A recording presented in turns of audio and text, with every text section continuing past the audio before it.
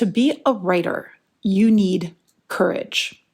You need to have that courage to write and believe that you have something that is worth being said, and to have the courage to believe in yourself enough to think that you're the right person to write this thing and to put it out there.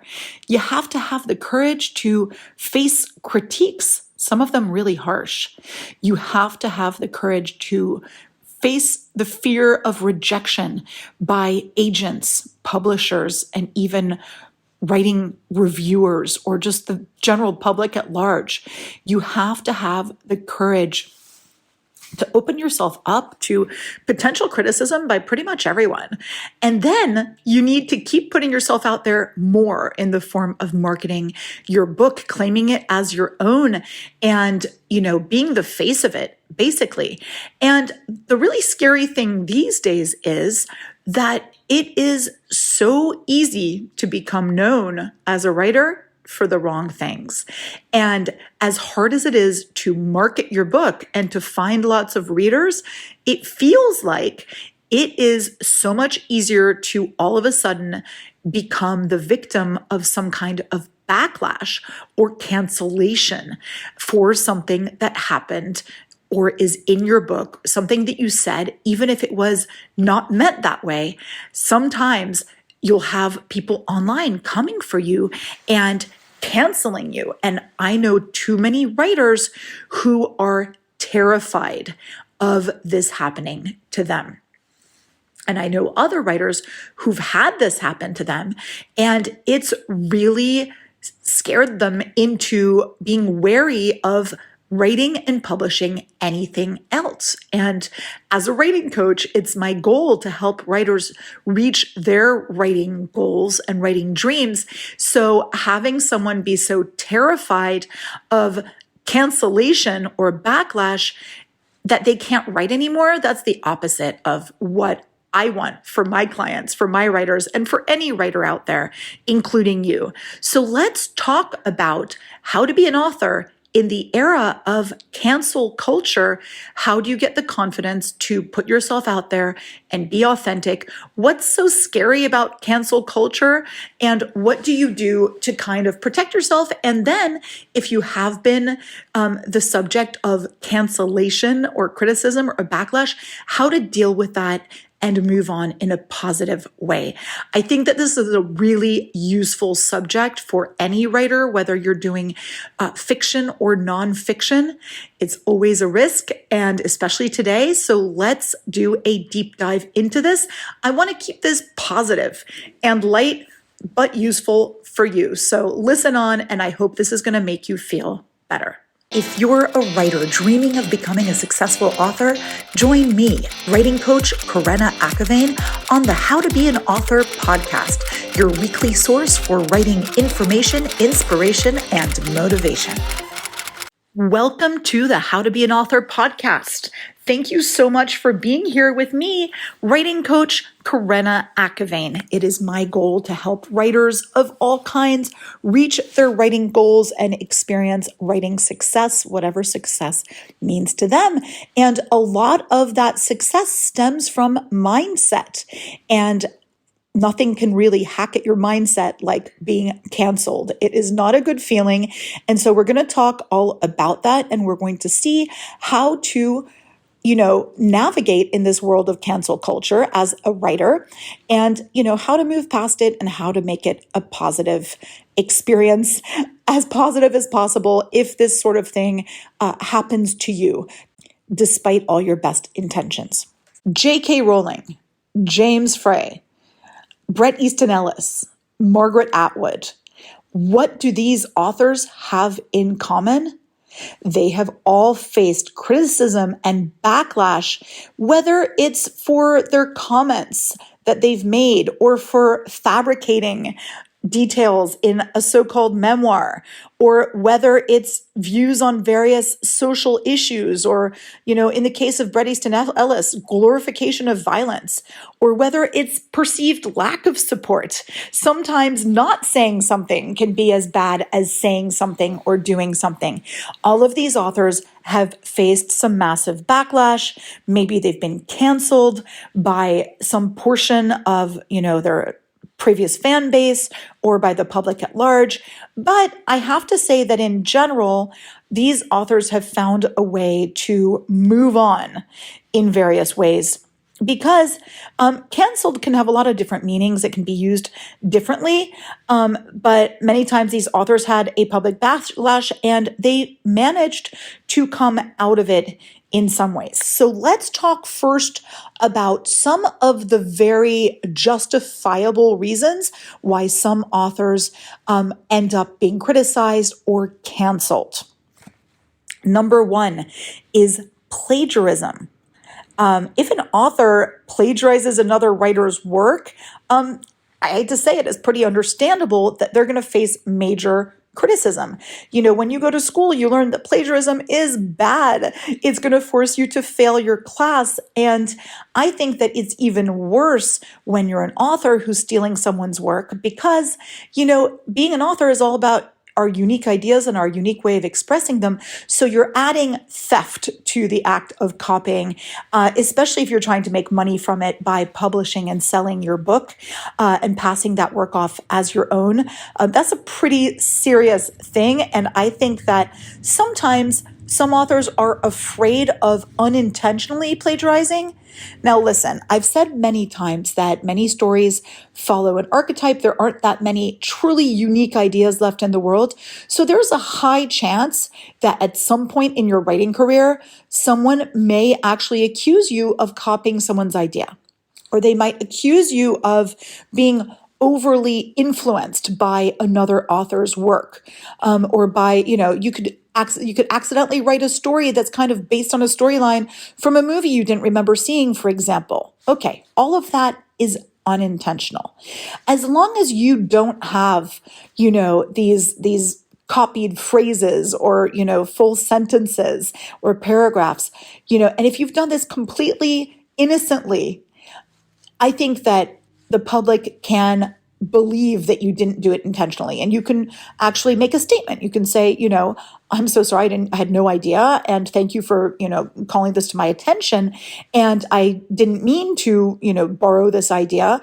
And clearly it looks like it's inspired by, and, so just imitation is the sincerest form of flattery, but this is not plagiarism, as long as it's not plagiarism. If it's plagiarism, yeah, you need to take that stuff down immediately. That is not okay. And you need to just avoid doing that in the future. You're going to have to really work hard to get over that reputation that you've made for yourself. So really important to remember is that, especially today in the age of social media, and when you're publishing, things get up and out there and they stay there.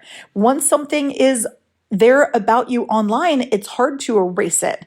And it's hard to control who's going to see, the criticism of you and who's going to see any news stories or something like that. So just be really, really careful. Plagiarism is one of those things that will cause you to be canceled, but it's so easy to avoid it completely. The next thing is fabrication. This is what happened to James Frey. If an author is found to have fabricated parts of their memoir or a nonfiction work, yeah, they get criticized, they get backlash. And, I'm looking, this podcast is coming out in the month following the publication of Prince Harry's memoir, Spare. And as the Queen said about his memoir, she said recollections will vary, right? So oftentimes I feel that so many memoirs are on the brink of fiction because we don't remember things the same way as other people. And who is anyone to say how you experienced parts of your early life or certain episodes? Definitely recollections vary. Definitely people remember things different ways or don't want to remember something. And that's why I think that memoirs can be a slippery slope. They can be a little bit dangerous. If you're writing a nonfiction work that's not about you and that is supposed to be about somebody else, definitely hiring a fact checker is a major step that you're going to want to take. But, if it's a memoir and you're passing it off as such, I don't know. I think for me, oftentimes an author is kind of a persona. So they're speaking their truth. And as long as they're not hurting anyone with the lies, I don't know. But I also ask my authors who are considering writing a memoir whether they really want to make it a memoir, or whether they want to make it into a novel that incorporates big parts of their story, but that is fictionalized and that's made into a tighter story. I think that that might be a way to actually gain more readership in addition, because if you're not famous, no one cares about your memoir unless it's a great story, right? So why not just make it a story in the first place? I think definitely also, though, unless you're hurting somebody with your recollections, people who are going to criticize you, who did you hurt, really? I think that the best thing to do is just apologize and move forward. Now, another big reason for being canceled is discrimination or hate speech. That's never okay, right? So if you've made some racist, sexist, homophobic, comments and you've promoted hate speech, well, you made your bed and now you're going to sleep in it, right? But a lot of authors say things that, weren't meant the way they said it. And in that case, I think that a big apology, a big effort to learn what's appropriate and what's not is crucial. And then for all the authors who are afraid about doing some kind of cultural appropriation or something like that, I say to you, definitely use a reader, a sensitivity reader, who's going to be helping you to see if you're actually saying things that you're entitled to say, or if what you're trying to say is going to be construed the right way. So these things are really, really important for you to consider, because you don't want to unintentionally hurt somebody because you said something insensitive, especially if you're saying it without really understanding what you're saying. I think it's important to keep educating ourselves and to keep listening to the discourse out there. And definitely, if we've made some comments in the past or written something that was insensitive and it was unintentional, I think that going back and, correcting or amending your book and then making a statement to say that, I'm sorry, I absolutely was not thinking properly, that's probably going to be key in kind of banishing the risk of backlash, but you probably are still going to get some. We're going to talk about how to deal with that backlash a little bit later. So another thing is sexual misconduct or harassment. And this is more in your author life. This is usually not something that you do in a book unless you're writing about it. But if you're doing things like this, yeah, of course you're going to get canceled. That's never okay. But also, again, recollections vary. So maybe you were accused of harassment. Get a good lawyer. I think that worrying about being canceled as an author is probably the least of your troubles at this point. But really, this is something where when you become a public figure like an author, you are held up to a certain standard of behavior in your everyday life. You become public, and that's part and parcel of what being a public figure is actually behaving properly. There's the same thing goes with, ethical standards. You need to uphold those ethical standards. And also, if you've violated copyright laws, again, get a good lawyer. And, if it's a sincere, innocent mistake, then just move on and deal with it. So remember that most criticism and backlash that are leveled your way, you need to look at it pretty objectively and think to yourself, okay, is this stuff that is based on facts and evidence? In that case, you don't have a leg to stand on, and you're going to have to really be held accountable, and you're going to have to take responsibility. But if people are attacking you and it's kind of based more on personal opinions or on some kind of agenda, that's something where you owe it to yourself to really defend yourself, because that's not super fair. Everybody's entitled to, opinions or, to their personal thoughts and their own, system of values and everything else, as long as it doesn't hurt anyone else. But that's really important to remember that, because here's the big problem with this cancel culture. I think that authors being afraid of cancel culture are often self-censoring after a while, and that leads to them losing some of their creative freedom, which is not what you want from an author, because authors are there to be speaking their truths and to be showing us different perspectives and to be getting us into the mind of somebody else so that we can all end up understanding each other, especially understanding different people, different opinions. And that's part of the author's job. So when you're self-censoring to the point that you're, so vanilla and so careful and so narrow in your scope because you're terrified that you're going to be canceled, that's a huge problem. So I think that it's important to be true to yourself, right from your own perspective. This is what makes you a valuable author. And then again, the beta readers, the sensitivity readers, these are the people who are going to make sure that within that authenticity, we're not really hurting people, at least not on purpose. There's also, I've talked before about trigger warnings, things like that. Again, slippery slope, because you might put all the trigger warnings in the world, but then you've overlooked this one person who has a completely different trigger. And, are they justified in complaining that your work triggered them? Probably yes, but this is not something that you went out seeking to do. So very important to be prepared for the fact that you're going to be getting criticism from some people. Criticism is part and parcel of the writing process. Not everyone's going to agree with you. Not everyone's going to like what you're doing. Some people are going to hate what you're doing. And sometimes this criticism is a valuable tool. You're going to start seeing these patterns in the criticism. And this leads you to experiment with things that are going to help you to improve your writing and reach more people. But then some things come out of left field, and that's where you realize that, hey, not everybody's going to love me. And that's where you develop kind of a thick skin, right? So take the criticism in stride, develop a thick skin, and, remember that criticism of your written work is not criticism of, you as a person, unless, of course, you're getting canceled for something that you did as a person. That does happen. But definitely remember to be sensitive to how people are feeling about what you're doing, but also to stand up for yourself. Because sometimes when you didn't mean to do something wrong, I don't want you to roll over and play dead and quit because you don't want the risk of upsetting a single person through being your authentic self who's not meaning to hurt anyone. So again, it's, this is a discussion, and there's a possibility that even in the things I say here, there's probably going to be one or two people who go, you know what, you're completely wrong. Every author should be super careful to not hurt a single person or to not offend a single person in what they do. My opinion is, be authentic, be true to yourself, really set out to be sensitive and to do your best, but that people are going to be upset once in a while when you start to, touch on these sensitive subjects.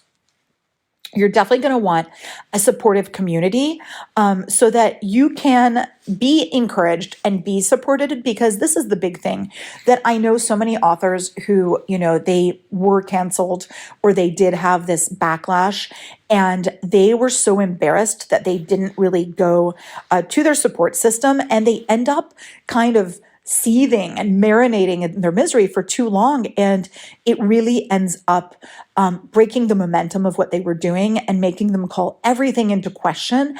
And that's natural that happens, but it's also a huge bummer if it makes you stop writing. That really sucks. So who can be objective and supportive?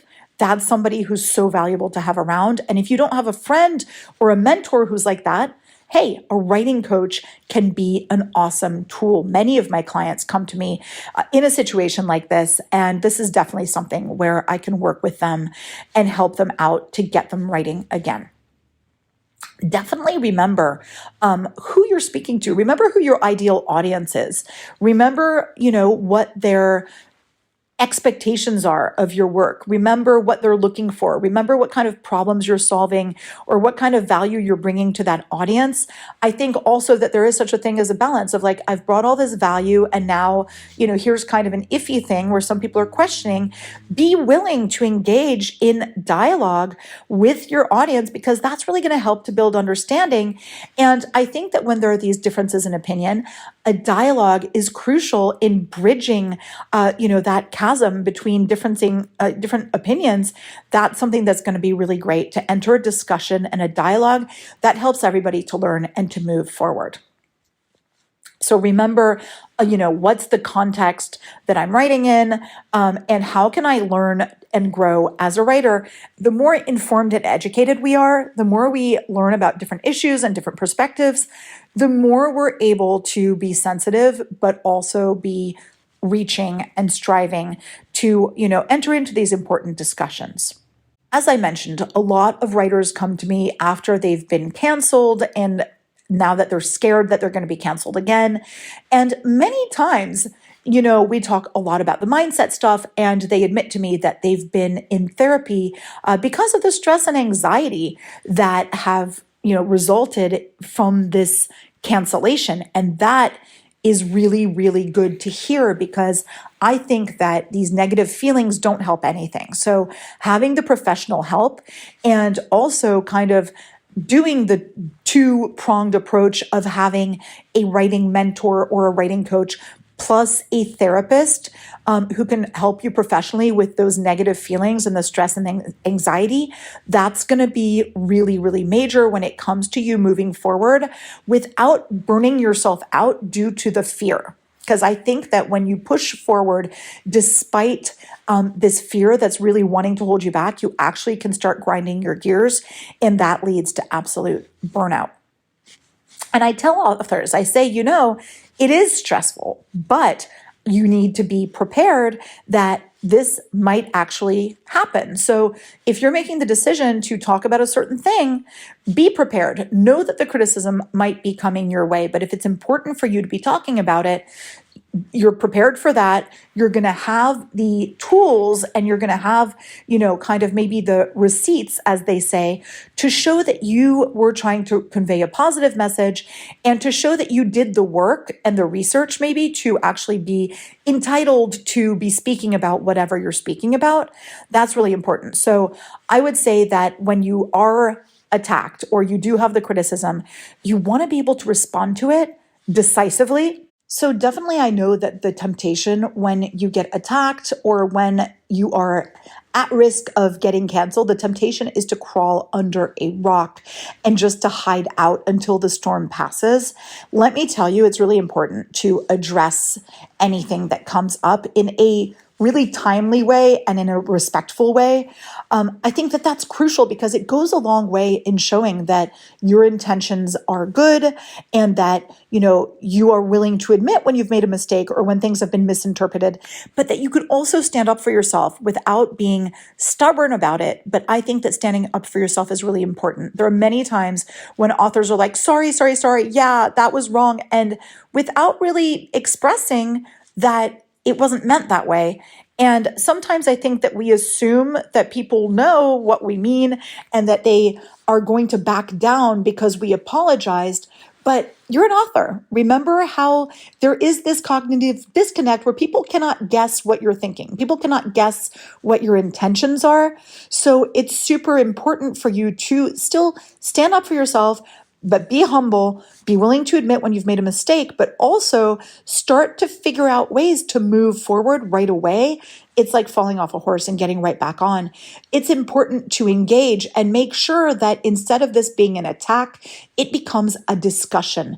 This is how you take your power back as a writer. And don't insult anyone, don't attack back, but definitely be there and say, I'm willing to apologize, but I do want to learn, I want to move forward, and I want to know how to make this right. Because oftentimes, if there's no way to make it right, and that person's just attacking you to attack you, that's going to become evident once you start to say that you're willing to make it right and that you want a discussion. Again, legal advice, if you're being attacked and that if you feel that you've been badmouthed, you've been falsely accused, and that there's been this damage to your reputation because somebody has unfairly been attacking you, definitely seek legal advice. You owe it to yourself to stand up for yourself. If your writing is your livelihood or if it's something that you plan on having be your livelihood and somebody's taking that away from you arbitrarily, no way. No way. But again, be really respectful, willing to apologize, learn from all of this, but also defend yourself without attacking back, without lashing out, without demonizing anybody who's not agreeing with you, but definitely engage in constructive dialogue, trying to come to an understanding being very, very useful. And don't beat yourself up about this. This is an honest mistake. If this is not something, if you didn't go out trying to hurt people or trying to be offensive or trying to create some kind of a scandal, you just made an honest mistake. So understand that we all make mistakes. You're going to need some time and space to heal from this. Don't think only of those that you supposedly hurt. Think also of yourself. You've been hurt in this situation, but I want you to start writing again as quickly as possible. And if in order to do that without worrying about others think, do it for yourself. Do it for the joy of it, and take that time to process and understand and move on. And then maybe you have some different goals coming out of this when it comes to your writing, right? So when you've been canceled or when there's been a backlash, this is a really good time to sit down and think to yourself, okay, what is it really that I want out of this writing thing? What do I want to do through my writing thing? And how can I stay focused on that goal, which is usually a goal of actually reaching out to an audience and bringing value to them? So definitely think, okay, what are my goals now? But again, now that you've done this and that there's definitely something different that might need to be learned or that you might need to, grow and change from the experience, look at this as an opportunity to branch out and start trying new types of writing, new projects, new genres, new mediums even. Don't be afraid to experiment and to see if this results in you growing and just becoming a different type of writer than you were before. So focus on the positive thing. I mean, honestly, when you learn something, that's never a bad thing. When you go through something difficult, that's how you grow.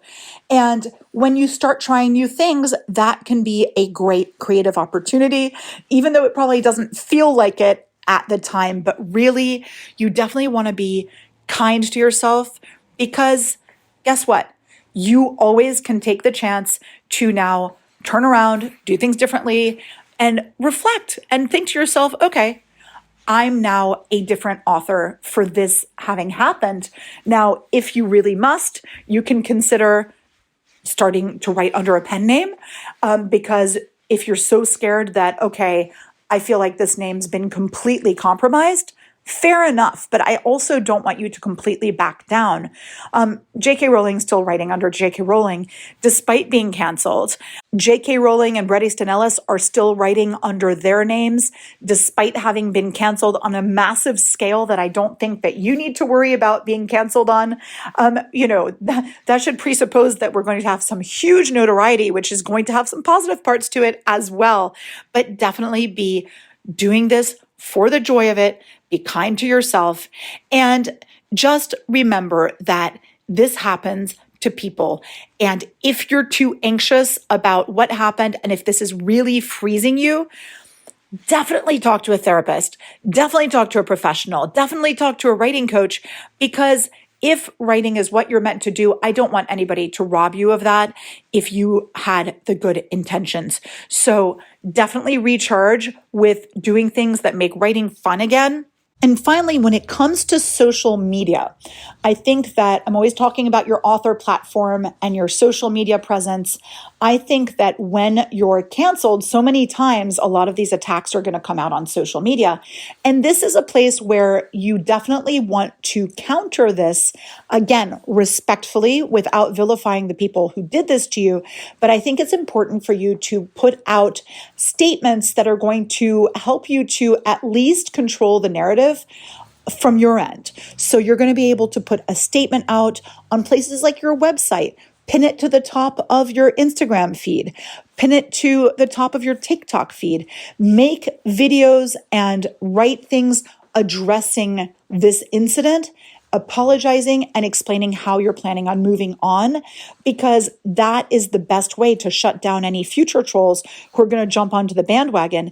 They're not going to be able to say this author continues to say these things or have these views when it's very clear that you've put out a clear statement saying, no, we're growing, changing, and having a discussion, and I welcome that. This can actually help you to get more positive publicity. For example, if you're willing to go on a blog tour or on a podcast tour, explaining what happened and explaining, what you've learned and how you're moving forward, that can be a great example to people. It can be a great example of learning and of humility, and it can really help you to actually sell more books at the end of the day. So I think that that's always a positive thing as well, to kind of take back your power and control the narrative. When people have taken that power away from you, it actually really feels good. Now, if you really, really messed up in all the worst ways and you did it on purpose, I don't think you're listening to this podcast. So I think that that's something we're definitely seek legal help, but do better. That's it, everyone. I hope that this really helped you to kind of see this whole thing and put it in perspective. Understand that as long as things are done sensitively and that you're always learning and listening and that you're not trying to appropriate anything or say anything deliberately hurtful, any kind of feedback or criticism or cancellation is something that you can definitely address, as long as you do it decisively and humbly, and just make sure that you keep putting positive things out into the world and everything will be just fine. Thank you for joining me. I look forward to being with you next time on the How to Be an Author podcast. If you have any pressing writing-related questions or would like to be featured on the How to Be an Author podcast, please feel free to reach out on my website, creativeandwritingcoach.com.